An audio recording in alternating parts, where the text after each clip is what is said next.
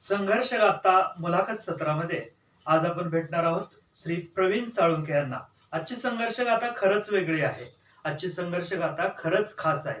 खास एवढ्यासाठी की प्रवीण साळुंखे सर माझे खास मित्र आहेत आणि ही संघर्षगाथा मुलाखत सत्राची पहिली मुलाखत आहे. प्रवीण साळुंखे सरांबद्दल थोडक्यात सांगायचं म्हणजे ते मोटिवेशनल स्पीकर, ट्रेनर आणि बिझनेस कोच म्हणून डीएक्सन कंपनीमध्ये अगदी अल्पावधीमध्ये त्यांनी मोठं नाव बनवलेलं आहे. ते एक लेखकही आहेत. मानवी इतिहासातील सर्वात मोठी क्रांती हे त्यांचं मराठीमधील आरोग्यविषयक पुस्तक. प्रवीण सर पुण्यातील दुसरे तर महाराष्ट्रातील तिसरे डीएक्सन इंडस्ट्रीमधील क्राऊन डायमंड होत. तर ही झाली प्रवीण सरांची ओळख, ही झाली प्रवीण सरांचा प्रवास. परंतु हा प्रवास सोपा नव्हताच. सातारा जिल्ह्यातील देगाव सारख्या खेडेगावातून आलेला एक मुलगा नोकरी निमित्त पुण्यामध्ये येतो. नोकरी निमित्त पुण्यामध्ये आल्यानंतर जवळ मोठं शिक्षण नव्हतं, मोठी डिग्री नव्हती. सायकलवरून सुरू केलेला प्रवास आज मर्सिडीज बेंझ पर्यंत पोहोचलेला आहे. आणि पुण्यामध्ये ते सुरुवातीला आले त्यावेळी 1200 रुपये घर भाडंही भरायला अवघड असणारा प्रवीण आज 1200 स्क्वेअर फूटचं मोठं घर पुण्यामध्ये, तेही उच्चभ्रू वस्तीमध्ये त्यानं 1 कोटीचं घर घेतलेलं आहे. सर्वप्रथम प्रवीण सरांचं अभिनंदन आणि स्वागत. मिस्टर प्रवीण सालुंखे, एक युवा और जोशीले लीडर मिस्टर प्रवीण सालुंखे, जिन्होंने अपने अपलाइन मिस्टर संतोष दियोकर के साथ मिलकर डीएक्सन महाराष्ट्र को एक नया आयाम दिया. मिस्टर प्रवीण सालुंखे अपने गांवों से बहुत सारे सपने लेकर पुणे आए थे और एक मित्र के माध्यम से 2005 में उन्हें डीएक्सन के बारे में पता चला. अपने सपने पूरे करने के लिए उन्होंने डीएक्सन का सफर चालू किया और धीरे धीरे एक एक कर अपने सपनों को उन्होंने हकीकत में तब्दील किया. लोग हंसे, मजाक उड़ाया, पर वो पीछे नहीं हटे और 2009 में इस नौजवान ने अपने पहला Sapna 4 wheeler car Tata indica खरीदा और इसी वर्ष उनका विवाह भी संपन्न हुआ. अपने सपनों को डीएक्सन के माध्यम से पूरा करते हुए 2010 में उन्होंने वॉक्सवैगन वेंडो और 2012 में वॉक्सवैगन पसाट खरीदा.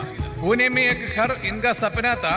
उन्होंने अपन में इस सपनों को भी 2016 में 80 लाख का 2 BHK फ्लैट खरीद कर पूरा किया.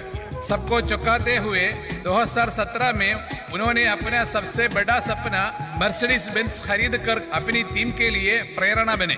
मिस्टर प्रवीण 2017 में ही पुणे के दूसरे और महाराष्ट्र के तीसरे क्राउन डायमंड बने. इनकी ये सफलता में इनकी पत्नी और परिवार ने बखूबी साथ दिया और हौसला बढ़ाया. डीएक्सन के माध्यम से कई देशों में जाने का मौका भी इन्हें मिला. डीएक्सन इंडिया और महाराष्ट्र के executive crown diamond ESIP achiever mister Pravin Salunkhe को महाराष्ट्र रिकॉग्निशन नाइट 2018 के इस मंच पर हम हार्दिक स्वागत करते हैं.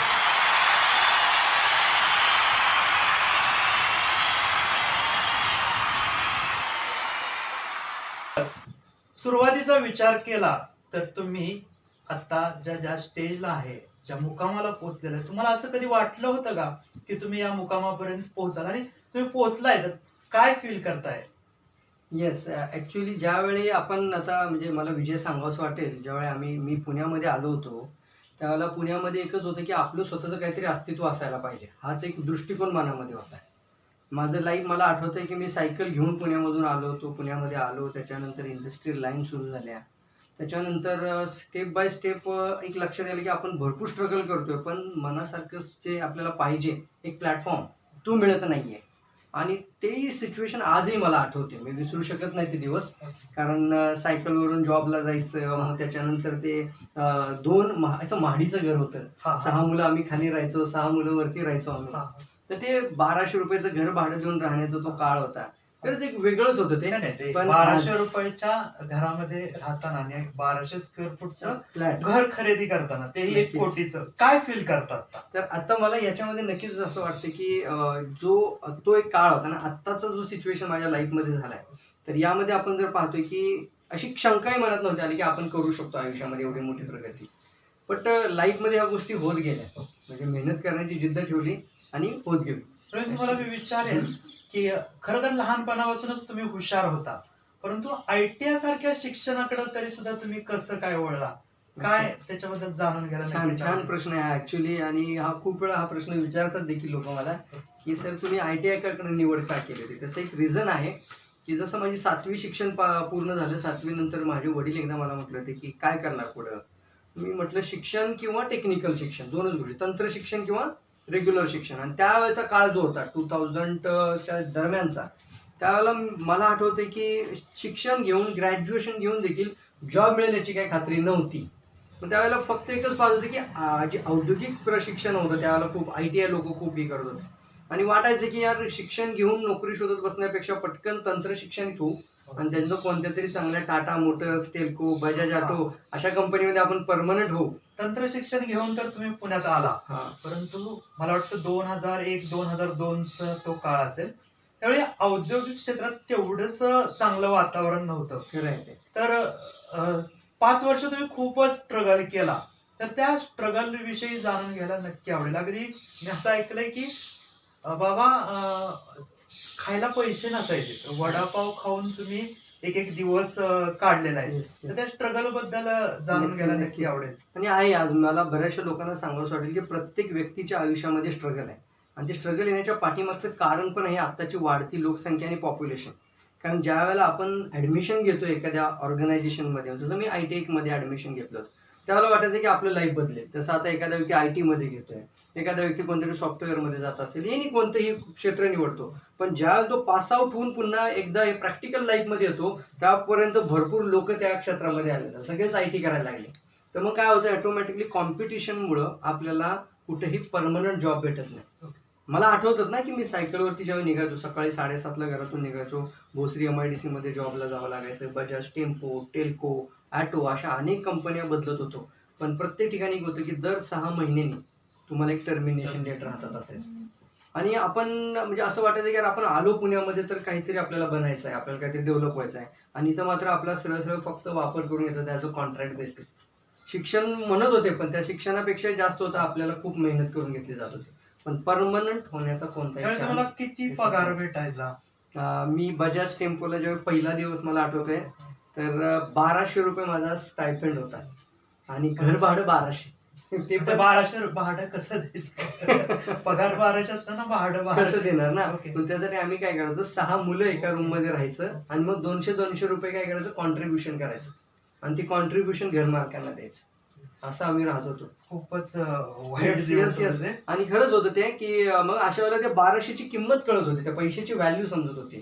वाटायचं नाही यार मग हे खर्च पण नको व्हायला आपल्याकडून. आणि मग कधी वाटलं ना की आपल्याला समजा आता जेवण करायचं, तर स्वतः हाताने स्वयंपाक करणे, हाताने जेवण करायचं. कंटाळा आला तर बाबा नाही जेवलं तरी चालेल, वडापाव खाऊन सुद्धा अगदी ते दिवस काढले होते.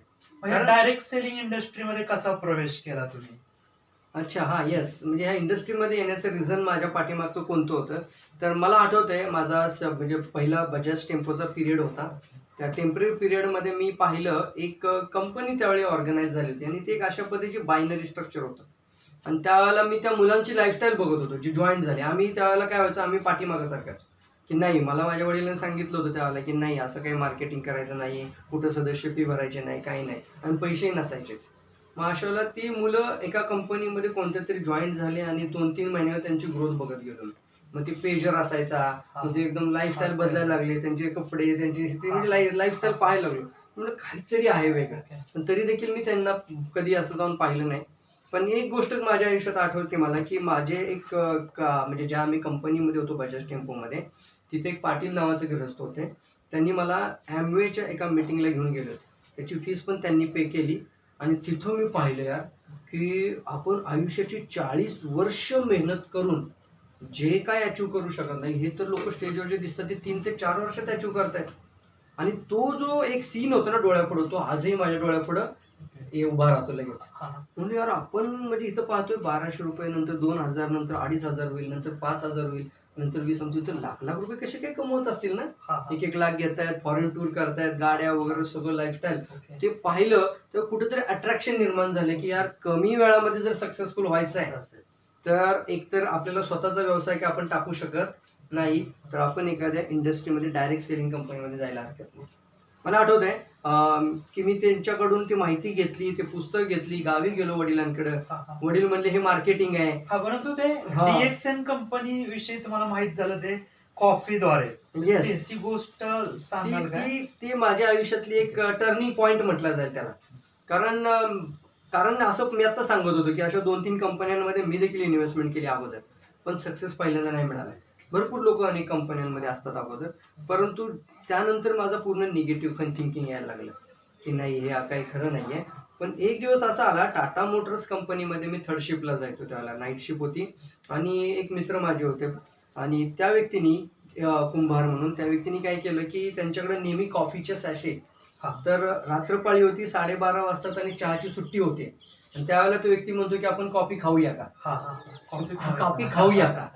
तर कोणी चहा पिणार नव्हतं, कारण चहावाला आला होता, हा, हा, पण ती हा. चहा प्यायला कोणी जात कॉफी नाहीये. खाणं म्हणजे खूपच कॉफी वेगळं वाटतं. खाऊया का म्हटल्यावर जरा माझं अट्रॅक्शन तिकडे गेलं. ओके. मी म्हटलं काय आहे असं. मग त्यांनी हातावरती प्रत्येकाला, आपण जशी एखाद्याला प्रसाद किंवा साखर खायला देतो, हा. तशी त्यांनी कॉफी हातावरती खायला दिली. हा, माझ्यासाठी तोच एक म्हणजे म्हणतो ना, तिथंच एक बीज लागलं की ह्या कॉफीमध्ये काहीतरी वेगळं आहे. हा, हा. आणि मग मी त्याच्याकडून ती सतत कॉफी घ्यायला लागलो. ओके. त्याच्यावर लोगो होता DXNचा. ओके. आणि ती कॉफी पिल्यानंतर, हा, जसं आता आताही आपण ती कॉफी पितोय, हा. तर ही ती कॉफी पिल्यानंतर, येस, सो ही कॉफी ती पिल्यानंतर आज इतकं समाधान वाटलं की मला पहिल्यांदा फ्रेश व्हायला लागलं की रात्रभर जागरण होऊन देखील दिवसभर फ्रेश वाटते. रात्रीची झोप येण्याचा जो काम करताना मशीनवर झोप यायची ते नाही येत. मग त्यावेळेला मला त्या प्रोडक्टचं अट्रॅक्शन येतं, एक मॅग्नेट होतो ना व्यक्ती, तर त्या प्रोडक्ट वरती प्रेम निर्माण झालं. हा, हा. आणि मग एक दिवशी ते म्हटले की एकदा प्रेझेंटेशन अटेंड करायला ये. ओके. हा. हा. पण DXN कंपनीचं प्रेझेंटेशन तुम्ही ऐकलं, हम्म.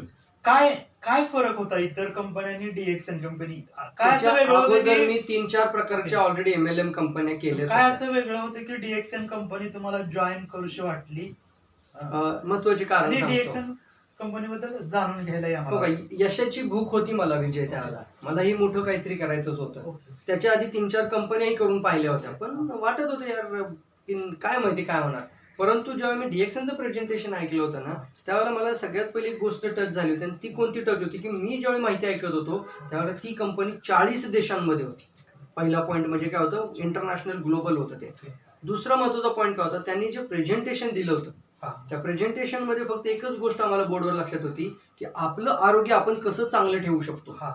आणि ज्या ज्या वेळेला ते प्रत्येक डायग्राम, त्यावेळेला काय असं स्लाइड प्रोजेक्ट वगैरे चालत नव्हते, एक ऑफिस मीटिंग व्हायची आणि व्हाईट बोर्ड वरती हा. डायग्राम काढून सांगितलं जाईल. ती पेशीची आकृती काढणे, मग आपल्या शरीरात कसं डॅमेज होतो, शरीर कसं आजारी पडतं, निरोगी, ते एक आनंद वाटायला लागला त्या नॉलेज घेण्यामध्ये. ओके. त्या डायग्राम मध्ये मला प्रत्येक वेळेला माझ्या वडिलांचं चित्र डोळ्यापुढे यायचं. त्यांना बीपीच्या गोळ्या, त्यांना लिव्हरची इन्फेक्शन झाली होते, त्यांना साधारणपणे मणक्याचा त्रास भरपूर होता, म्हणजे जेवणापेक्षा औषधं जास्त, ॲलर्जी प्रचंड होती सर्दीची. मला ते एक अट्रॅक्शन वाटलं की यार मग हे जर एवढं सांगतात तर एकदा प्रोडक्ट ट्राय करून बघायला काय हरकत आहे.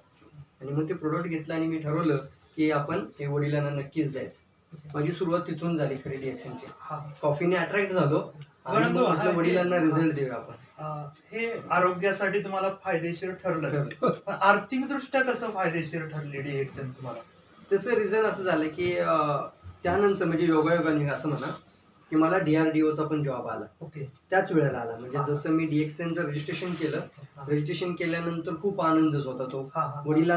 वडिलांना मी प्रोडक्ट घेऊन जायचो. म्हणजे मी सुट्टी माझी जेव्हा असायची वीकली ऑफ, तेव्हा मी गावी जाताना प्रोडक्ट घेऊनच जायचो. ओके. वडिलांनी गावातील लोक प्रोडक्ट सेवन करत होते. त्यावेळेला एक गोष्ट व्हायची की मी प्रोडक्टकडे मॅग्नेट सारखं आकर्षित होत हा, होतो. हा. पण नंतर मीनवाईज काय झालं, मला DRDOचा जॉब आला, okay. Defence research and development. आता संरक्षण मंत्रालयाचा जॉब आहे, हा, हा. म्हणजे सेंट्रल गव्हर्नमेंटचा जॉब आहे. तर माझं थोडंसं दुर्लक्ष झालं DXN कडे. त्यावेळेला मला आठवतंय, हा, हा. तर मी पहिले 3 महिने थोडासा, आपण घाबरतो ना, हा. आपण एका मोठ्या ऑर्गनायझेशन मध्ये आहे, सेंट्रल गव्हर्नमेंटमध्ये आहे, तर पहिले 3 महिने मी कोणाशी डिस्कस नाही केले या विषयावरती. पण याची आर्थिक ताकद जी मला कळाली ना, म्हणजे का मला बिझनेस करायचा आहे, हा, हा. ते मी तिथं एकतर पहिली तर स्ट्रगल पाहिलेलीच होती. 5 वर्ष पूर्ण झाली होती मला पुण्यात येऊन. हा. आणि DRDO मधल्या लोकांना पाहिलं मी विजय. हा. अक्षरशः ज्या वेळेला आम्ही त्यांना रिटायरमेंटला घरी सोडायचो, हा. तर क्वार्टर मध्ये रिटायरमेंट दिली त्यांची. ओके. त्यांचं आयुष्य संपलं, हा. रिटायरमेंट झाली, आणि हा. त्यांच्या रिटायरमेंटला आम्ही नाश्ता करायला कुठे चाललो आता, हा. क्वार्टर मध्ये. ते लोक काही त्यातले सायकलवरती जॉबवर अजून येत आहेत, 2 व्हीलर पण नाही, 4 व्हीलर सुद्धा नाही जास्त लोकांकडे. म्हणजे यांच्यासारखं जर मी इथंच राहिलो तर माझी रिटायरमेंट ही अशीच असणार आहे. आणि मग म्हटलं आपल्याकडे एका बाजूला डीएक्सनचा मार्ग आहे जो आपल्याला 3 ते 5 वर्षामध्ये भरपूर काय मिळवून देऊ शकतो. नॉलेज आहे या विषयाचं चांगलं. तर मग सुरू केलं, म्हटलं आपण पार्ट टाइम मध्ये काम करूया. मग पुढे पार्ट टाइम जर्नी सुरू ठेवली कंटिन्युअसली. मग रात्रीचा दिवस गेला मी अक्षरशः. मग ठरवलं मनापासून की आपला जॉब मध्ये वेळ जास्त जातोय, तर संध्याकाळी 6 वाजता घरी आल्यानंतर मात्र आपण रात्री 10 वाजतील 11 वाजतील बघायचं नाही. बॅचलर लाईफ आहे तोपर्यंतच काहीतरी करून दाखवायचं. डीएक्सएन मध्ये तुम्हाला इन्कम सुरू झाला आणि तुमचं लग्नाचं वयही झालं होतं. तर पती व्हायच्या आधी करोडपती व्हायचंय किंवा दाढी यायच्या आधी गाडी घ्यायची आहे, हे जी तुमची स्वप्न होती, किंवा मुलगी बघायला जाईल तर स्वतःच्या 4 व्हीलरनच जाईल, हे सगळे प्रश्न मी तुम्हाला विचारण्याऐवजी तुमच्या मिसेस ज्या आरती साळुंके आहेत त्यांना मी विचारेन. नक्की. त्यांना बोलवा. आणि त्यावेळेचे किस्सेही खूप गमतीदार आहेत, ते मला ऐकायला वहिनींकडूनच जास्त आवडतील. अगदी नक्की. सो मला हे पण नक्की सांगावं वाटतं याच्यामध्ये की तुम्ही जे म्हटलं ना की गाडी म्हणजे गाडी यायच्या आधी आपल्याला गाडी घ्यायची आहे, म्हणजे स्वतःची 4 व्हीलर. याचं एक छोटंसं मला उदाहरण सांगायला आवडेल की मला असं आठवतंय की आम्हाला शिकवलं जायचं की ड्रीम पहा, स्वप्न पहा. पण ते स्वप्न काय पाहायचं, तर मला स्वप्नात घर नव्हतं येत त्यावेळेला. मला समजलं की आपलं लग्नाचं वय आहे, तर आपण मुलगी बघायला जाऊ. तर मुलगी ज्यावेळी बघायला जाऊ आपण, तर मुलगी सुद्धा आपल्याला बघणार. तर ती कुठून ना कुठून तरी खिडकीतून पाहणार आपल्याकडे की बाबा मुलगा येतोय कसा. तर दुसऱ्याच्या 2 व्हीलरवर प्रवीण जायचं नाही, हे माझ्या डोळ्यात एक स्वप्न तयार झालं. आणि तेच इमॅजिन करायचो मी सतत. मलाही भरपूर नकारात्मक लोक भेटायचे, निगेटिव्ह करणारे लोक भेटायचे, पण चित्र मात्र क्लिअर होतं डोळ्यापुढं की ज्यावेळी मुलगी बघायला जाईल ना त्यावेळी मी स्वतःच्या 4 व्हीलर मधूनच जाईल आणि त्या गाडीला घेऊनच नंतरच मी मुलगी पाहायला सुरुवात केली. स्वप्न बघितलंच ते सत्यात पहिली गाडी मी घेतली आणि मुलगी पाहायला गेलो. आणि समाधान वाटतं की आपल्या आयुष्यामध्ये एक चांगली सहचारीने, एक चांगली पत्नी मिळणं सुद्धा एक मोठं सौभाग्याचं काम आहे. खरंच नशिबाचा भाग म्हणता येईल त्याला. माझ्या यशाच्या या वाट्यामध्ये आज बऱ्यापैकी संपूर्ण वाटा आज माझ्या मिसेस पत्नीचा देखील आहे. तर तिने देखील माझ्यामध्ये काय पाहिलं मला नाही माहिती, आपण त्यांनाच विचारेन. नक्की प्रवीण, मी तुला पुन्हा बोलावेन. येस या ओके. वहिनींना विनंती करतो की तुम्ही यावं. थँक्यू. असं म्हणतात की प्रत्येक यशस्वी पुरुषाच्या पाठीमागं एका स्त्रीचा हात असतो. प्रवीण सर यशस्वी तर झालेच, परंतु त्यांना पहिल्यापासून आतापर्यंत मोलाची साथ दिली त्या म्हणजे त्यांच्या पत्नी सौ आरती साळुंके यांनी. आपल्यासोबत आहेत आरती साळुंके. आरती साळुंके ह्या प्रवीण सरांसारख्याच तेवढ्याच उत्तम मोटिवेशनल स्पीकर, ट्रेनर म्हणून काम करतात. तर वहिनी, तुम्हाला मी पहिला प्रश्न विचारेन की प्रवीण सरांशी तुमचं लग्न तर झालं, परंतु प्रवीण सरांशी तुम्ही लग्न केलं ते ह्या डायरेक्ट सेलिंग इंडस्ट्रीमध्ये मिळणाऱ्या इन्कम मुळे की त्यांच्याजवळ असणाऱ्या एक सेंट्रल गव्हर्नमेंटच्या सिक्युअर जॉब मुळे. मला वाटतं तिथं फारसा पगार त्यांना मिळत नसावा, ऍज अ टेक्निशियन म्हणून ते काम करत होते. काय बघून प्रवीण सरांशी तुम्ही लग्न केलं? मला सांगायला तुम्हाला आवडेल. त्याच्यात एक गमतीदार किस्सा आहे की जेव्हा त्यांचे वडील, माझ्या वडिलांकडे पत्रिका, आमच्या घरी मोस्टली पत्रिका बघूनच लग्न ठरवली जातात. तर पत्रिका त्या बायोडाटामध्ये लिहिलेलं होतं की काहीतरी डीएक्सएन नावाच्या कंपनीत पण ते काम करतात, त्याच्याच बरोबर DRDO मध्ये पण ते आहेत. पण माझ्या वडिलांना ते डीएक्सएन वगैरे काही दिसलंच नाही. त्यांना फक्त एकच दिसलं की DRDO मध्ये आहे, सेंट्रल गव्हर्नमेंट मध्ये जॉब करतोय असं त्यांनी पाहिलं. आणि जेव्हा यांचे वडील आले आमच्या घरी आणि त्यांनी सांगितलं की माझ्या मुलाला 40,000 रुपये इन्कम डीएक्सएन मधून येतो आणि याचा जो गव्हर्नमेंट जॉबचा जो इन्कम आहे तो जवळपास त्या काळी 2009 सालाला 12,000 रुपये होता. तर माझ्या वडिलांना ते आणि एक पुस्तक देऊन गेले घरी आणि त्याच्यानंतर ठरलं की बाबा या तारखेला मुलगा येईल बघायला.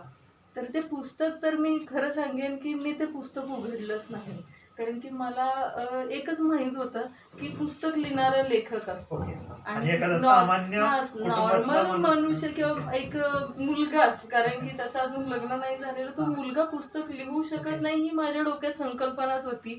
आणि मी ते पुस्तक काही उघडलं नाही, कारण की मला वाटलं की ते कारण की आमच्या कॉलेजमध्ये वगैरे असं असायचं ना की कविता लिहून आणा, मग आम्ही कुठून तरी शोधून आणून द्यायचो आणि मग ती छापली जायची.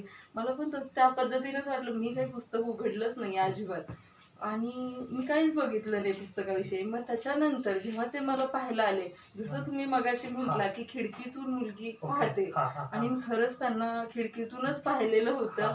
आणि ते मारुती टाटा इंडिका गाडीतून ते उतरले.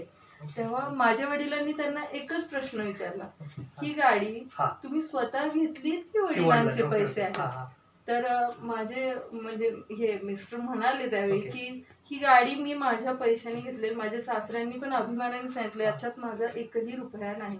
त्यावेळीच माझ्या वडिलांनी ठरवले की जो मुलगा म्हणजे पुस्तक लिहू शकतो, ज्याची स्वतःची गाडी आहे, तो उद्या जाऊन मातीतून सोनं पण काढेल. त्याच्यामुळे मग त्याच्यानंतर आमचं लग्न फिक्स झालं.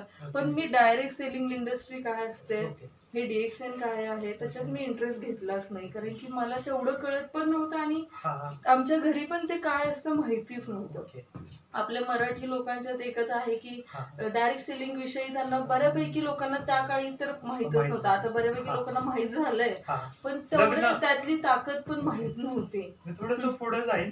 लग्न झालं, प्रवीण सरांकडे इंडिका गाडी होती आणि प्रवीण सर तर मित्रच आहेत. प्रवीण सर बोलतात की वहिनींना म्हणजे तुम्हाला की गाड्यांचा खूप शौक होता, तर एक गाडीत 2 वर्ष बसायचं नाही, हे मोटिवेशन नक्की तुम्हीच दिलं का आणि ते सत्यात उतरलं का? कसं पण मी किस्सा सांगेन की लग्न झालं त्याच्यानंतर 1 महिना हे घरी होते गावी आणि त्यावेळी मला डायरेक्ट सेलिंगचं काही माहित नव्हतं. मग यांचे जे अपलाईन होते त्यांचा फोन आला एक दिवशी की तुमच्या अकाउंटला बघा, म्हटले 40,000 रुपये जमा झाले असतील. मग मी विचार करायला लागले की असा कोणता व्यवसाय आहे की ज्याच्यात 1 महिना हा माणूस घरी आहे आणि 40,000 रुपये अकाउंटला झालेत. कारण की 12,000 गव्हर्नमेंटचा पगार आणि 40,000 म्हणजे सत्यात होते की ते खरोखर आलेत अकाउंटला. आणि त्याच्यानंतर मग मी थोडा इंटरेस्ट घ्यायला लागले. मग एक दिवशी काय झालं की मला पूर्णपणे माझं शिक्षण 12वी नंतरच माझं लगेच लग्न झाल्यामुळं मी लग्नानंतर शिक्षणाला पण प्रायोरिटी दिलेली होती. पण मला नंतर ऋषी झाल्यानंतर मला शिक्षणात पुढे कंटिन्यू नाही करता आलं. पण मला नेहमी वाटत राहायचं की माझं शिक्षण राहिलं. मग मी पण DXN मध्ये त्यांच्या बरोबर काम करायला सुरुवात केली आणि त्यांनी मला जवळपास सर्व शिकवलं. त्याच्यानंतर मी ट्रेनर म्हणून काम करायला लागले. आणि तुम्ही जसं म्हटलात की इंडिका गाडी जी आमच्याकडे होती, तर आमच्या दोघांनी एक दिवस आम्ही एक टीव्ही मध्ये मी एक ऍडव्हर्टाईज बघत होते. त्या ऍडव्हर्टाईज मध्ये असं होतं की एक गाडी गेल्यानंतर लोक रडत होती. तर मी यांना म्हटलं काश आपल्याजवळ पण अशी गाडी असते. तर म्हटलं ठीक आहे बघूया आपण. मग मला वाटलेलं की आपण एवढी मोठी गाडी नाही घेऊ शकत, कारण की प्राइस जवळजवळ माहिती नव्हती गाडी इतकी मोठी, फोक्सवॅगनची व्हेंटो कार. आणि मग आम्ही त्याच्यानंतर शोरूमला गेलो बघायला आणि खरोखरच त्यांनी ती गाडी बुक केली आणि माझ्या बर्थडेला ती सत्यात आली. आणि त्याच्यानंतर आम्ही ठरवलंच की एक गाडी 2 वर्षापेक्षा जास्त वापरायचीच नाही. आणि त्याच्यानंतरचं पण मी तुम्हाला सांगेन की फक्त व्हेंटोच नाही, तर त्याच्यानंतर आम्ही 2च वर्षात लगेचच जेव्हा आम्ही असं ठरवलेलं होतं की माझा मुलगा जो आहे तो 1 वर्षाच्या व्हायच्या आधी आम्ही त्याला इंडिका दिसूनच दिली नाही, आम्ही त्याला डायरेक्ट व्हेंटो मध्ये येऊन दिला. आणि त्याच्याच 2 वर्षानंतर मला माझी मुलगी जेव्हा झाली तेव्हा पुन्हा एकदा तेच फिलिंग आलं की नाही, हिला पण नवीनच गाडीत आपण तिचं स्वागत करायचं.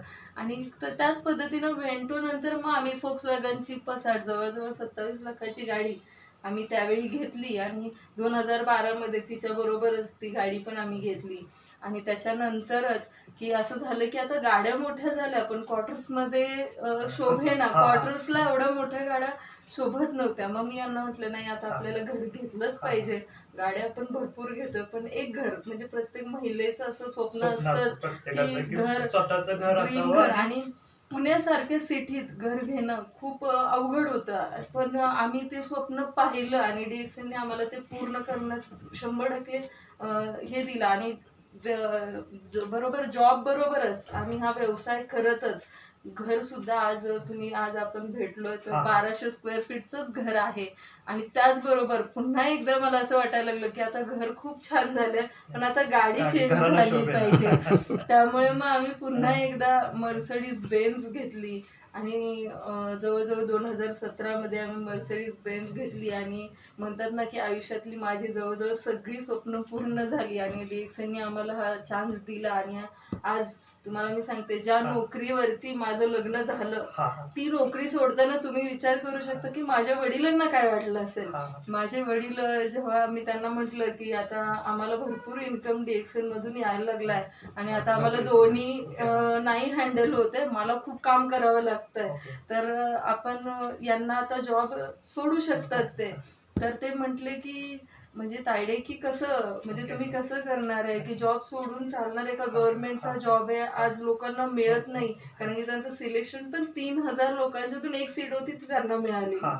मग एवढा महत्वाच्या याच्यात तू जॉब कसं काय सोडू शकता. माझे सासरे पण थोडे ओरडले, तुम्हाला दोघांना कळतंय का, हा, काय तुम्ही बोलताय दोघेही तुम्ही? एका सामान्य कुटुंबातून आला आणि सामान्य म्हणजे असं की माझ्या घरात असं होतं की कधी कोणी विमानात बसलं ओके, नव्हतं. हा. आज मी जवळजवळ 10 कंट्री फिरून आलेली आहे. मी असं ऐकलं की हा. पहिल्या वेळी ट्रिपला तुम्ही परदेशात गेला हा.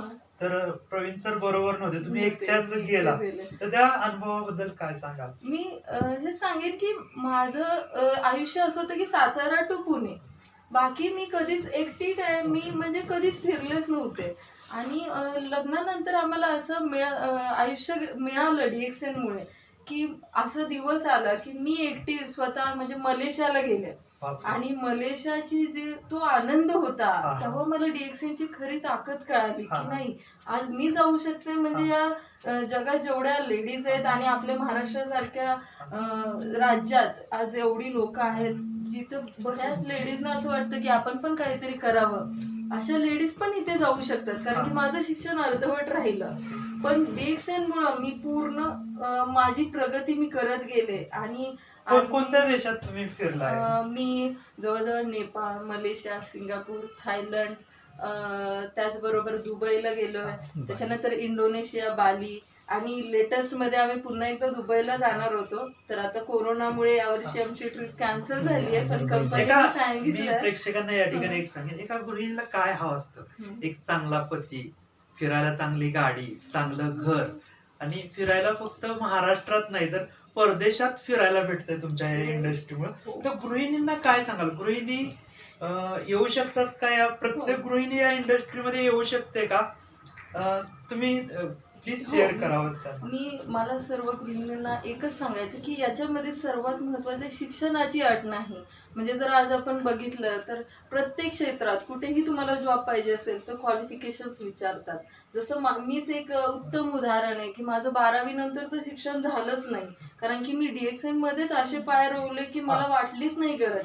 आज माझ्या मैत्रिणींपेक्षा मी 10 देशांमध्ये फिरून आले आणि त्या आज म्हणजे नोकरीच शोधतात आहे. आता त्यांचे शिक्षण कम्प्लीट होऊन त्या शोधतात आहे. आणि मी ह्या 10 वर्षात मी 10 देश फिरली आहे. तर मला तुम्हाला सर्वांना हे खूपच छान. सांगायचंय की याच्या क्षेत्रामध्ये की गृहिणींना घर बसल्या काम आपल्याला करता येऊ शकतं. मुलांना बघत मी स्वतः मुलांना घेऊन कॅम्पला गेलेले, मुलांना घेऊन मीटिंग केलेल्या आहेत आणि मी शिकत ट्रेन झाली आहे. तसंच तुम्ही सर्व पण करू शकता. या इंडस्ट्रीमध्ये तुम्हाला चांगला चान्स आहे. धन्यवाद वहिनी, Thank you, तुम्ही sir. चांगली माहिती दिल्याबद्दल. आणि गृहिणींना तुम्ही एक नक्कीच चांगला संदेश दिलाय. तर गृहिणींनी आरती वहिनींचा आदर्श घेऊन तुम्ही या इंडस्ट्रीमध्ये यावं असं आम्ही या चॅनलतर्फे आवाहन करतोय. धन्यवाद. प्रवीण, आताच वहिनींशी बोललो, तू इंडिका गाडी घेतलीस, नंतर वेंटो घेतली, पसाट घेतली, अगदी मर्सिडीज बेन्झही घेतलीस, पण हे सगळं स्वतःसाठी घेतलंस रे. वहिनींसाठी एखादी गाडी घेतलीस की नाही? ऍक्च्युली म्हणजे आमच्या दोघांची स्वप्न एकसारखीच होती. म्हणजे आम्ही दोघं ठरवायचं की आता पुढची गाडी कोणती घ्यायची, ड्रीम फाईल बनवायचो आम्ही. म्हणजे हे आम्ही देखील सांगतो ट्रेनिंग्समध्ये की स्वप्न असायलाच पाहिजेत. परंतु आता त्याच्यानंतर एक गोष्ट झाली की आता बाबा आपण गाड्या घेतोय अजून, तर अजून एक गाडी तर तिला एक स्वप्न होतं की ती 2 व्हीलर सुद्धा चालवणार आहे म्हणायची नाही. तर पहिली तिच्यासाठी स्कूटी पण घेतली होती आणि नंतर एक 4 व्हीलर गाडी घ्यायची, तर नेक्सॉन गाडी, टाटा नेक्सॉन, हां, ती गाडी आम्ही तिच्यासाठी घेतली. आणि तू स्वतः गाड्या घेतल्यास आणि तुझी जी डाऊनलाईन आहे त्यातल्या बऱ्याच जणांनी तुझ्यानंतर गाड्या घेतल्या. तुमच्या इंडस्ट्रीमध्ये असं म्हटलं जातं की जर वरच्याला अपलाईनला यशस्वी व्हायचं असेल तर डाऊनलाईनला आधी यशस्वी करावं लागतं. अगदी तुझ्या बाबतीत तर मी सांगेन 4थी नापास 7वी पास अशा काही व्यक्तींना तू लखपती करोडपती करून दाखवलंस. त्या लोकांबद्दल मला नक्की जाणून घ्यायला आवडेल. नक्की खूप छान प्रश्न आहे ऍक्च्युली. कारण आपण जर एकटंच यशस्वी होत असेल तर त्याला आपण म्हणतो की आपण यशस्वी नाहीच आहोत या इंडस्ट्रीमध्ये. खास करून या इंडस्ट्रीमध्ये तुम्ही तुमच्या ज्या असोसिएटना जर यशस्वी करण्यासाठी काय मेहनत करत असाल तर ते खरं यशाचं कारण असू शकतं. तर मला नक्की सांगायला आवडेल की अशी काही लोक आमच्या टीममध्ये आहेत जे कात्रजमध्ये राहतात, आणि काही लोक असे आहेत की ज्यांच्याकडं आज एक वेळ असं होतं की त्यांना स्वतःला इंग्लिशमध्ये नाव देखील लिहिता येणार, शिक्षण कमी. परंतु या इंडस्ट्रीचा एक पार्टच असा आहे की तुम्ही किती कमी शिकलेला असाल तर सिर्फ खाना है खिलाना है बताना और फिर कमाना है, सिंपल मंत्र आहे तो. हे सगळं आम्ही प्रॉपर प्रशिक्षण द्यायला सुरुवात केली, ट्रेनिंग द्यायला सुरुवात केली. मोठमोठे प्रोग्राम ऑर्गनाईज करत असताना माझ्या टीममध्ये मला काही लोक आठवतात, म्हणजे नाना भंडारे सर, सहदेव रामारी पिसे, बरेचसे लोक आहेत, आबा क्षीरसागर आहेत, सहदेव पिसे, नंतर अविनाश साळुंके, प्रशांत साळुंके. तसं सांगायला गेलं तर जवळजवळ माझ्या टीममध्ये 20पेक्षा जास्त लोकांच्या 4 व्हीलर झाल्या. पण ते समाधान खूप महत्वाचं आहे. नाना भंडारेंचं मी उदाहरण देईल की एक असा व्यक्ती जो कोरेगाव तालुक्यातून पुण्यामध्ये आला, शिक्षण फक्त 7वी, आणि त्या व्यक्तीने ज्या वेळेला DXM मध्ये पाऊल ठेवलं तर त्यांनी पुढच्या 2च वर्षामध्ये पहिली गाडी स्विफ्ट गाडी घेतली, आणि आज त्यांच्याकडे आता 27 लाखाची इनोवा क्रेस्टा कार आहे. म्हणजे ते म्हणजे सक्सेस कॅन बी डुप्लिकेबल. तर तुम्ही जे यशस्वी करता तर आपण लोकांसाठी एक मार्ग क्रिएट करणं दॅट इज मोस्ट, मी म्हणतो ते खरं यशाचं कारण ठरू शकतं. तर यालाच पुढे जाईन मी की या इंडस्ट्रीमध्ये एवढा पैसा आहे, एवढं लवकर यश आहे, पण समाजामध्ये विशेषतः महाराष्ट्रामध्ये आणि महाराष्ट्रामधील मराठी माणसांमध्ये अजूनही याच्याकडं सकारात्मक बघितलं जात नाही. तर आजच्या तरुणांना काय सांगाल या इंडस्ट्रीतल्या संधीबद्दल? ओके, सगळ्यात पहिलं आपण हे पाहूयात की लोक नकारात्मक का विचार करतात. जर पहिलं कारण माझ्या लक्षात आलं की बऱ्याचशा लोकांना ह्या इंडस्ट्री बद्दलचा अभ्यासच नाही झालेला.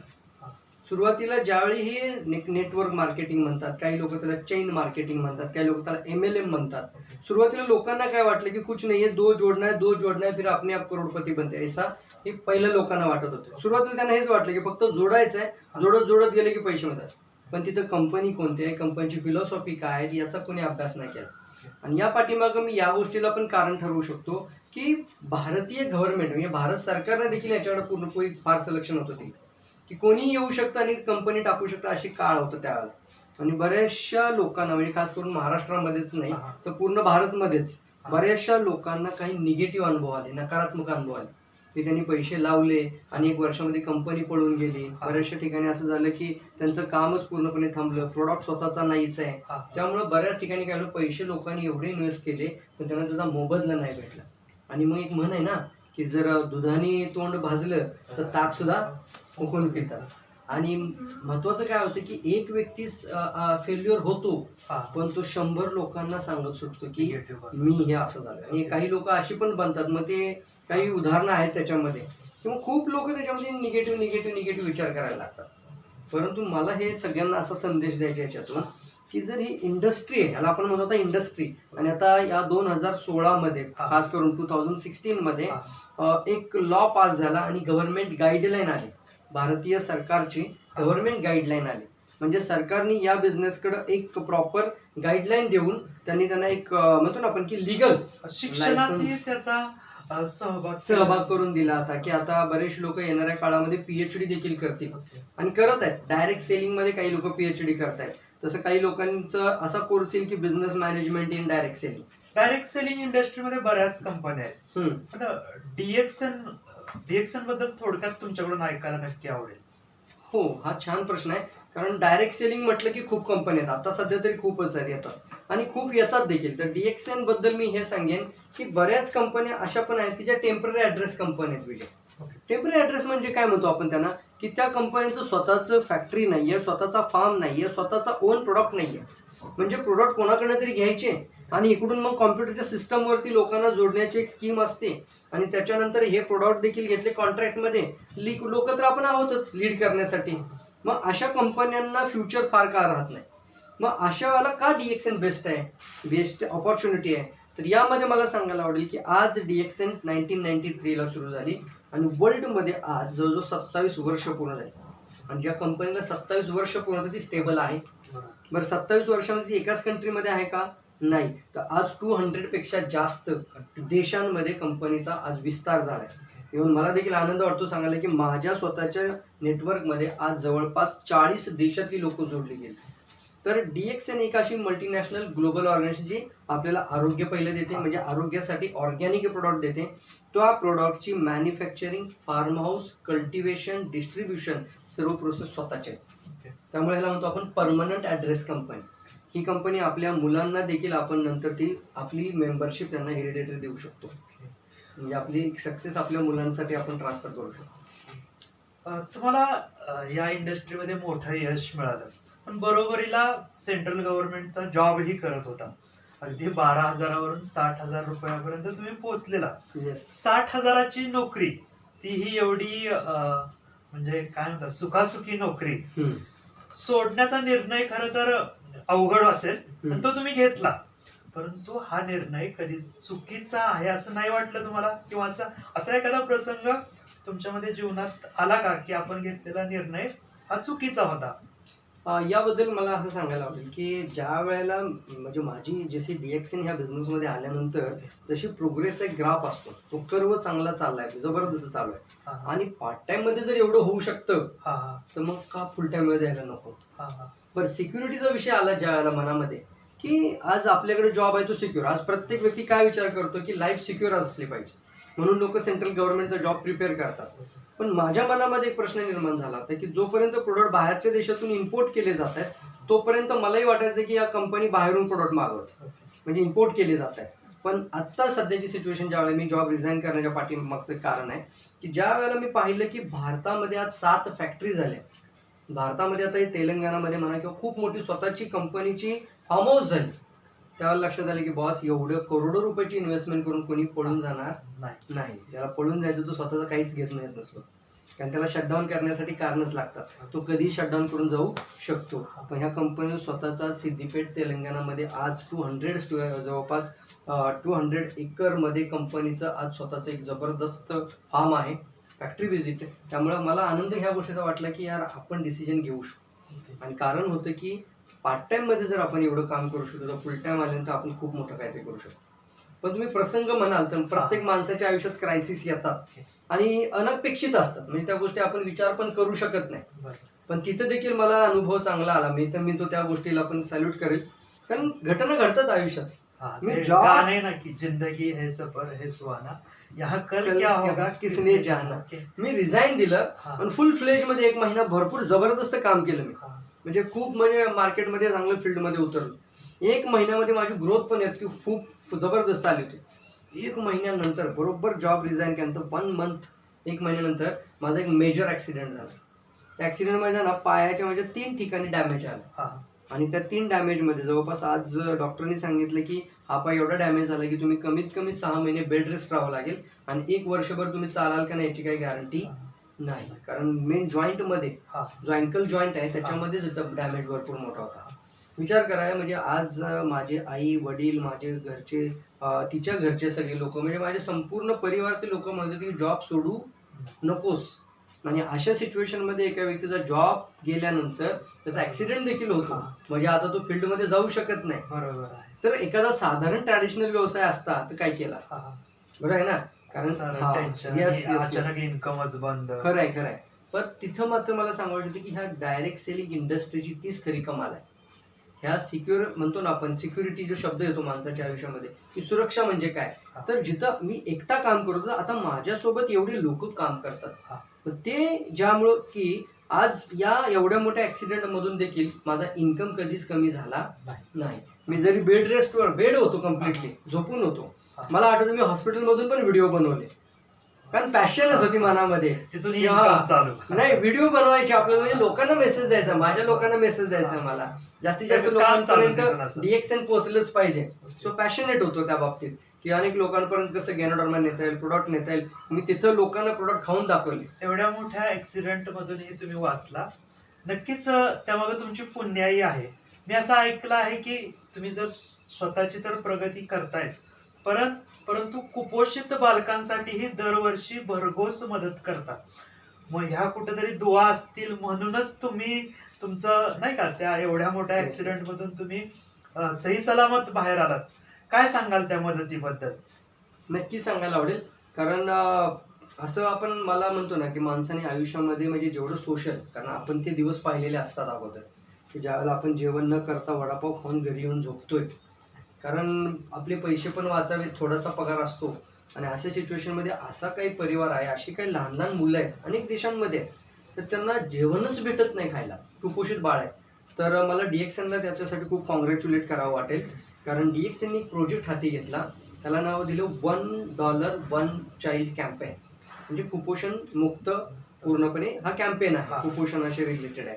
आणि याचं रिझन असं झालं की भारत इम्साम नावाची एक ऑर्गनायझेशन अमेरिकामध्ये आहे, की पूर्ण जगामध्ये IIMSAM ह्या इम्साम ऑर्गनायझेशनच्या तहत पूर्ण जगामध्ये कुपोषण घालवण्यासाठी हे ऑर्गनायझेशन काम करते. आणि याचं बराक ओबामा आणि फॅमिली, ममा सरा ओबामा यांचे गुडविल अँबॅसेडर होते. आणि आज त्या जागेवरती डॉक्टर लिम सिओजिन आज गुडविल अँबॅसेडर आहेत. आणि जसं त्यांनी 2020 ह्या लॉकडाऊनच्या पिरियडमध्ये त्यांनी सायनिंग केलं की ॲज अ गुडविल अँबॅसेडर. कारण त्याचं रिझन होतं की स्पिरुलिना हा जो प्रोडक्ट आहे तो पूर्ण भारताव्यतिरिक्त पूर्ण जगामध्ये 200 देशामध्ये कंपनी आहे, तर 26 देशामध्ये कंपन्या स्वतःच्या फॅक्टरीज आहेत. त्यामुळे डॉक्टर लिमना गुडविल अँबॅसेडर होण्याच्या पाठीमागे अजून आहे की पूर्ण भारतात कुठेही जगात विश्वामध्ये कुठेही स्पिरुला पोहोचवत आहे. मग डॉक्टर लिमने देखील एक प्रोजेक्ट चालू केला DXNमध्ये. आणि मी DXNच्या सर्व लोकांना सांगतो हा प्रोजेक्ट की तुम्ही सुद्धा स्वतःच्या हाताने सढळ मनाने कुपोषित बालकांसाठी मदत करा. काय करायचं त्यासाठी? $1 फॉर 1 चाइल्ड, असं म्हणून आपण $75चा $1 धरू आपण, तर $75 एका मुलासाठी. आपण मुलगा दत्तक तर नाही घेऊ शकत, पण त्या मुलासाठी $1 म्हणजे असं डॉक्टर लिम म्हणतात की आपला $1 एका मुलाचा जीव वाचवू शकतो. विजय सर, आता सिच्युएशन अशी आहे की ह्या कुपोषणाची एका दिवसामध्ये 40,000 बालकांची मृत्यू होते बिकॉज ऑफ द कुपोषण. मग अशा वेळेला जर आपल्याकडे ती वस्तू आहे, आपल्याकडे तो प्रोडक्ट आहे आणि आपली कंपनी हा विचार करते की त्या मुलांना फ्रीमध्ये स्पिरुला द्यायचे, आणि त्यासाठी फंड आपण जर स्वतःहून मदत केली तर सर्वांनी $1 फक्त म्हणजे $75 एका मुलासाठी. तुमच्या मनावर आहे तुम्ही किती मुलं असिस्ट करू इच्छिता. जर तुम्हाला 10 मुलांना असिस्ट करायचं आहे तर 10 मुलं म्हणजे $10 $750 होतील. तर मी स्वतः ह्या गोष्टीला खूप जास्त म्हणजे अनेक लोकांना प्रमोट करणे, अनेक लोकांपर्यंत घेऊन जाणे हा प्रोजेक्ट, आणि खूप लोकांसाठी मला असं वाटतं की अनेक लोकांनी याच्यामध्ये सहभागी व्हा. कारण कुठेतरी आपला हातभार लागू शकतो आणि अनेक लोक कुपोषित बालक जे जीव गमवत आहेत तो जीव वाचू शकतो. तर या इंडस्ट्रीमध्ये सगळंच आहे, आरोग्य आहे, पैसा आहे, समाजसेवा आहे. तर तरुणांना एक शेवटचा संदेश द्या की तरुणांनी नक्की काय केलं पाहिजे. माझी मनापासून एक इच्छा आहे, खरं सांगतो तर हा छानच प्रश्न आहे एकदम, माझ्यासाठी तर खूप एक्सायटेड क्वेश्चन आहे. कारण माझं स्वप्न होतं की दाढी यायच्या आधी गाडी पाहिजे आणि आपल्याला बाबा लग्नाच्या आधी करोडपती व्हायचं आहे. एक स्वप्नच होतं लखपती व्हायचं. सो मला तरुण मुलं जी आता ऐकतायत, म्हणजे खास करून बॅचलर आहेत, त्यांना सांगावंसं वाटतंय की तोडून टाका सगळी बंधनं. कारण कुठेतरी नोकरी मिळेल ही आशा सोडून द्यायची आता आपल्याला. कारण नाहीच राहिली, मिळेल याची गॅरंटी नाही. मिळाली तर ते करत करत पण करू शकता. पण मी तुम्हाला सांगू शकतो की हे जे आता यंग एज आहे, याला युथ पॉवर म्हणतो आपण, याच वयामध्ये असं काहीतरी करून दाखवा की बाकीच्या नातेवाईकांनी हा विचार करेल की माझी मुलगी मी डायरेक्ट सेलरलाच देईल. हा माझा एक महत्वाचा मेसेज तुमच्यासाठी आहे की असं म्हटलं पाहिजे. आता आमच्यासारखी लोक जर सक्सेसफुल होतात, सेंट्रल गव्हर्नमेंट सारखा जॉब सोडतात, तर उद्या जाऊन एक असा काळ येणारच आहे तो, आणि हे तुम्ही आम्ही करून दाखवणार आहोत. खास करून आता 22-23 वर्षाची 21 वर्षाची मुलं जर मला ऐकत असतील तर हे माझे विचार नक्की मनावरती घ्या आणि खूप मोठी ताकद लावा फ्रेंड्स. धन्यवाद प्रवीण सर. संघर्ष गाथा मुलाखत सत्रामध्ये तुम्ही आलात आणि तुमची संघर्ष गाथा प्रेक्षकांपर्यंत पोहोचवली. असं म्हणतात की मंजिले उन्हीं को मिलती है जिनके सपनों में जान होती है, पंखों से कुछ नहीं होता, हौसलों से उडान होती है.